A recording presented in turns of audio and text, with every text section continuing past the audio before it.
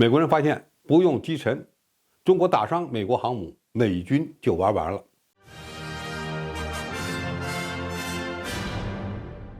观众朋友，大家好，我是付延少。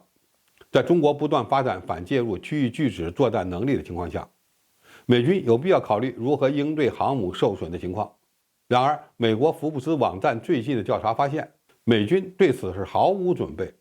1983年的时候，美国海军有10艘打捞船、拖船和救援船服役，军事海运司令部还有7艘远洋拖船。今天，在美国的舰队中，只剩下1艘大型拖船和2艘打捞船。这意味着美国海军完全不打算应对其航母被击伤的局面。大家都知道，直接击沉1艘巨型航母不太容易，最大的概率只是击伤。从第2次世界大战的经验来看，美国每艘被击沉的航空母舰直接造成的船员损失只有10%，大约90%的航母服役人员虽然会受伤，但都有机会幸存。他们只需要离开受损的航母，离开危险的作战区域就能幸存。现在的美国航空母舰都是10万吨级的巨舰，哪怕被反舰弹道导弹直接命中，都不大可能沉没。而如果美国海军没有救助航空母舰的能力，一旦航母被解放军严重击伤，就只能眼睁睁地看着成百上千的美国水兵因严重负伤或受到核辐射而死亡。这种场面将会带来严重的政治后果。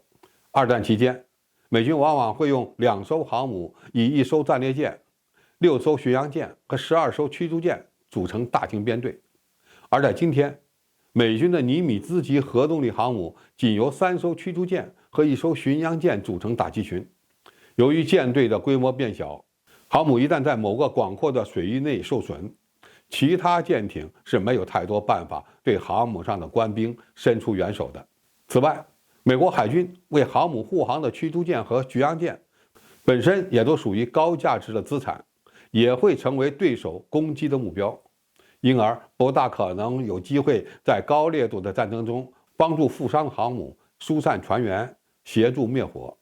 再加上核动力航母受到攻击后可能会产生放射性污染，若没有相应的设施和防护装备，救助的过程将充满危险。所以对核动力航母的救援只能依靠专业的救助力量，而且航母一旦受损，不大可能由舰上的人员在战争环境中对其进行修复，必须由专业的大型拖船将航母拖回母港。这个过程很复杂也很缓慢，且存在着巨大的风险。美军就算多派几个航母战斗群，也无法代替执行救援任务的支援舰。那么我们该如何看待美国海军不具备完善的航母救助能力的问题？是不是击伤比击沉更好呢？第一，长期掌握海上霸权的美国海军早就形成了思维定式，从心理上根本就无法接受美军航母不安全这个事实。然而现况是残酷的，美军不但没有能力救助自己的航母，就算是具备了救助能力，仍然难以解决航母这种人员集中的大型海上平台的防空问题。随着各种先进反舰武器的出现，美国海军的航母正在变成活靶子。所以美国海军现在的做法就是破罐子破摔，当鸵鸟。他们一直在假设中国虽然拥有相应的手段，但不会真的打击美国航母。只要这个前提成立，那么美国海军就可以逃避回答这个最难的问题。第二，不管美国政客怎么咋咋呼呼，如果美国海军不积极考虑航母遭受打击后的救援工作，那就证明美军根本没有做好与中国打一场高强度战争的准备。类似的情况还包括美军是否在印太地区建立联合作战司令部，是否在印太地区建立庞大的后勤保障体系，特别是储备大量作战弹药等等。现在看他们啥动作都没有，只是口头上说说，向国会要钱而已。第三，美国可能不打算用航母对付中国，因为目前只有中国和俄罗斯具备打航母的能力，其他国家几乎没有可能威胁到美军航母的生存。从美国兵棋推演的情况看，他们未来更倾向于使用战略轰炸机和核潜艇对付中国，因为其生存能力远比航母要高。